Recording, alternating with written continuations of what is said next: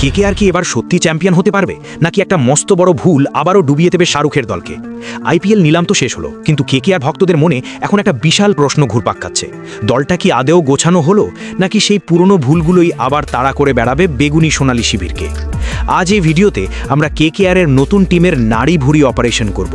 কেন বলা হচ্ছে এই টিমটা চ্যাম্পিয়ন হওয়ার যোগ্য, আবার কেনই বা একটা দুর্বলতা কেকেআরের কপালে চিন্তার ভাঁজ ফেলছে, সবটা জানাবো।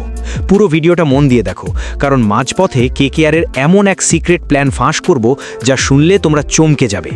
দেখো ভাই, যে কোনো টিমের নিলাম সাকসেসফুল হয়েছে কিনা সেটা বুঝতে গেলে আমাদের কয়েকটা জিনিস দেখতে হয়। তাদের কি কি দরকার ছিল, তারা কি কি পেল, আর যেগুলো পেল সেগুলো আদেও কাজের কিনা। কেকেআর গতবার তাদের চ্যাম্পিয়ন টিমের অনেক স্তম্ভকে রিলিজ করে দিয়েছিল, তাই তাদের ঝুলি ভরার দরকার ছিল অনেক বড় বড় নাম দিয়ে।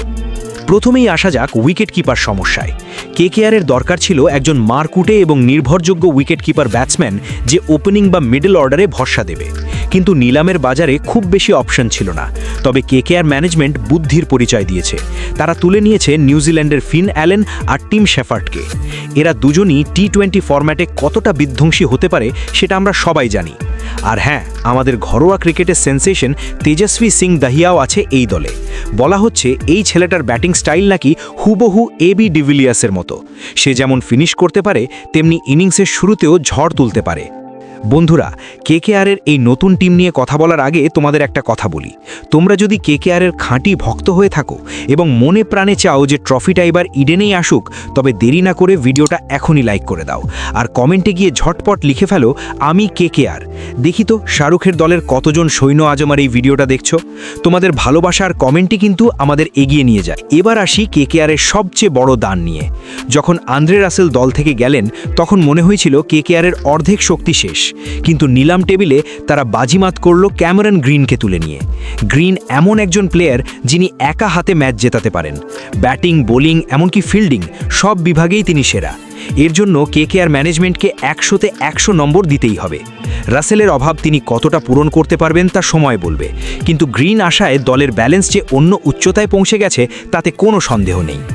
বোলিং নিয়ে কথা বললে আমাদের মাথায় সবার আগে আসে পেস অ্যাট্যাক। কেকেআর এবার শ্রীলঙ্কান তারকা মথিসা পথিরানাকে নিয়েছে, কিন্তু এখানে একটা ছোট্ট বাট আছে। পথিরানার ফর্ম ইদানিং খুব একটা স্বস্তিদায়ক নয়।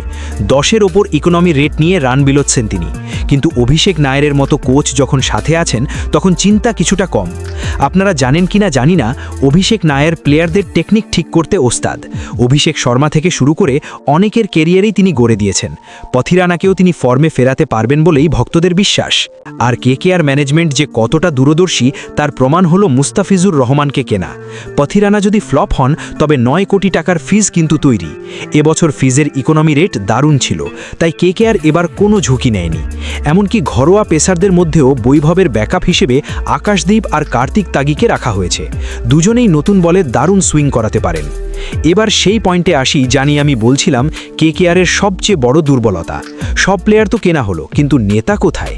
গত সিজনে আজিঙ্কিয়া রাহানের কাপ্তানি নিয়ে কিন্তু অনেক কাটাছেড়া হয়েছিল। রাহানে একজন ভালো ব্যাটসম্যান এবং অভিজ্ঞ মানুষ, কিন্তু কিছু ভুল সিদ্ধান্ত কেকেআরকে ডুবিয়েছিল। যেমন রাহানে নিজে ওপেন না করে 3-এ নামছিলেন, অথচ পরিসংখ্যানে দেখা যায় তিনি পেসারদের বিরুদ্ধে পাওয়ার প্লেতে প্রায় 200 স্ট্রাইক রেটে খেলেন, কিন্তু স্পিনাররা এলেই তিনি আটকে যান। তাই তাকে ওপেন করানোটা ছিল সময়ের দাবি।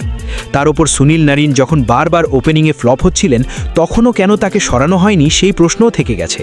রাসেলের ব্যাটিং অর্ডার নিয়েও সমস্যা ছিল, অর্থাৎ কেকেআরের কাছে একজন কৌশলী অধিনায়কের অভাব ছিল এবং নিলামে তারা তেমন কোনো বড় লিডার কিনতে পারেনি। তবে কেকেআর ফ্যানদের জন্য একদম ভেঙে পড়ার কিছু নেই, কারণ এবার পর্দার পিছন থেকে কলকাঠি নাড়বেন অভিষেক নায়ার। তিনি অত্যন্ত বুদ্ধিমান একজন মানুষ। শোনা যাচ্ছে তিনি এসেই প্রথম যে কাজটা করেছেন তা হলো ওপেনিং জুটি ঠিক করা। নারিনকে সম্ভবত আর ওপেনিংয়ে দেখা যাবে না। অভিষেক নায়ারের প্ল্যান হলো আজিঙ্কিয়া রাহানে আর টিম শেফার্ডকে দিয়ে ওপেন করানো। এতে করে পাওয়ার প্লের সমস্যা মিটে যাবে, কারণ দুজনেই পেস বোলিংটা খুব ভালো খেলেন। চলুন এবার একটু ভেবে দেখি কেকেআরের প্রথম একাদশ কেমন হতে পারে। আমার হিসেব মতো ওপেনিংয়ে রাহানে আর টিম শেফার্ড, 3 নম্বরে নামবেন দলের বড় ভরসা ক্যামেরন গ্রিন, এরপর 4-এ রমনদীপ সিং বা অঙ্গাকৃষ রঘুবংশীর মধ্যে একজন, 5 ও 6-এ রিঙ্কু সিং ও তেজস্বী দাহিয়া, এরপর 7 নম্বরে মিস্ট্রি স্পিনার সুনীল নারিন, 8 নম্বরে নামবেন অনুকূল রায় বা কোনো অলরাউন্ডার, আর বোলিং অ্যাটাকে থাকবেন হর্ষিত রানা, বৈভব আরোরা, বারুণ চক্রবর্তী আর পথিরানা। যদি কেকেআর ফিনিশিংয়ে আরও জোর দিতে চায় তবে তারা রোভমান পাওয়েলকে খেলাতে পারে। সেক্ষেত্রে শেফার্ডকে বসিয়ে দেশি উইকেটকিপার তেজস্বীকে গ্লাভস হাতে নিতে হবে। কেকেআরের বেঞ্চ কিন্তু এবার অনেক বেশি শক্তিশালী। তাদের কাছে আকাশদীপ, উমরান মালিক এবং ফিন অ্যালেনের মতো ব্যাকআপ তৈরি আছে। সবশেষে এটাই বলবো, কেকেআর এবার একটা চ্যাম্পিয়ন টিম বানাতে পেরেছে, কারণ তাদের সব প্লেয়ারের যোগ্য ব্যাকআপ আছে। যদি অভিষেক নায়ার মাঠের বাইরের সিদ্ধান্তগুলো ঠিকঠাক নিতে পারেন আর রাহানে তার ব্যাটিং ও ফিল্ড প্লেসিংয়ে একটু পরিবর্তন আনেন, তবে 2025 সালের আইপিএল ট্রফিটা ইডেন গার্ডেন্সেই আসবে। এই টিমের প্লে অফে যাওয়ার ক্ষমতা 100 ভাগ। বন্ধুরা, তোমাদের কি মনে হয়, এই টিম নিয়ে কি কেকেআর আবারও ইতিহাস গড়তে পারবে, নাকি অধিনায়কের দুর্বলতা তাদের পথে বাধা হয়ে দাঁড়াবে? তোমাদের সেরা প্লেইং 11 কোনটা? নিচে কমেন্ট করে অবশ্যই জানাও। ভিডিওটা ভালো লাগলে সবার সাথে শেয়ার করো। আজকের মতো এটুকুই। দেখা হচ্ছে নতুন কোনো ভিডিওতে নতুন আপডেট নিয়ে। ভালো থেকো, সুস্থ থেকো। ধন্যবাদ। জয় হিন্দ।